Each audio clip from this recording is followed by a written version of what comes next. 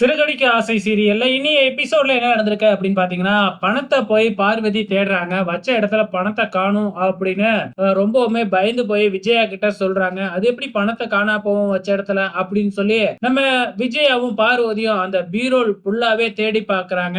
அந்த ஒரு பணம் மட்டும் தான் காணா போகுது. மத்தபடி நகை எல்லாமே அப்படியே இருக்கு.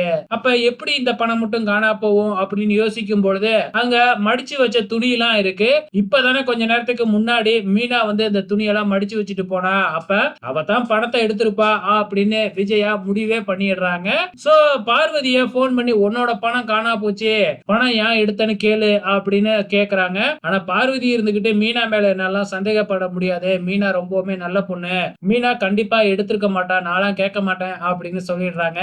சரி நான் இப்ப வீட்டுக்கு போறேன். வீட்டுக்கு போயிட்டு போன் பண்ற மாதிரி போன் பண்றேன். அப்ப நீ கேக்குற மாதிரி நானே கேட்டுறேன் அப்படின்னு சொல்லிட்டு வீட்டுக்கு போயிட்டு பார்வதிக்கு போன் பண்ணி என்னது உன்னோட பணத்தை காணுமா, அதுவும் மீனா வந்துட்டு போன உடனே காணா போச்சா, அப்ப மீனா தான் பணத்தை எடுத்திருப்பான்னு சந்தேகப்படுறியா அப்படின்னு போன்லயே பேச ஆரம்பிக்கிறாங்க நம்ம விஜயா. இங்க எல்லாருக்குமே தூக்கி வாரி போடுது. அது மட்டும் இல்ல நம்ம மீனாவுக்கு வந்து பாத்தீங்கன்னா இது ரொம்பவுமே கவலை ஆயிடுது. இப்ப ரோகிணியும் அங்கதான் இருக்கா. எப்படியோ அப்படியே அந்த திருட்டு கேஸ் அப்படியே மீனா பக்கம் திரும்புது. நம்ம தப்பிச்சோம் அப்படின்னு நிம்மதியா இருக்கிறாங்க ரோகிணி.